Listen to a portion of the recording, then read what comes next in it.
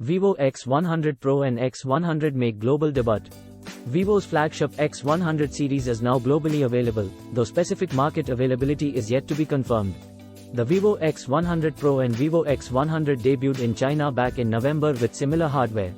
Both pioneer the Dimensity 9300 chipset with only performance cores and have the same 6.78-inch 8T LTPO AMOLED displays with 1260p resolution and 1120Hz variable refresh rate.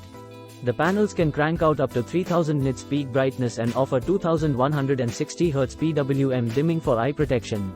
There are built-in fingerprint readers as well as 32 megapixels front-facing cameras housed inside a punch hole cutout. Both phones are rated IP68 for dust and water protection, shipped with Android 14 with Vivo's FunTouch OS 14 on top, and come in two colors: Star Trail Blue and Asteroid Black.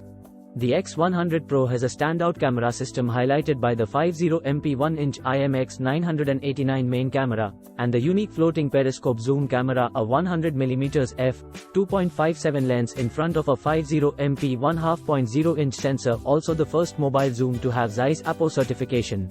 There's also a 50MP 15mm ultra-wide. The Pro benefits from Vivo's newest 6nm V3 imaging chip. The Vivo X100 Pro also has the bigger battery, a 5400 mAh unit with 100W wired and 50W wireless charging. The Vivo X100 Pro. The Vivo X100 has a 5000 mAh battery with 120W wired charging and a slightly watered-down camera system. The 23mm wide-angle has a 50MP 1/1.49-inch sensor, a 70mm f2.6 zoom with a 64 megapixels 1/2.0-inch sensor, and the same 15mm ultra-wide. The X100 has the older V2 imaging chip installed. The Vivo X100 comes in two configurations: 12/256 of a gigabyte and 16/512 of a gigabyte.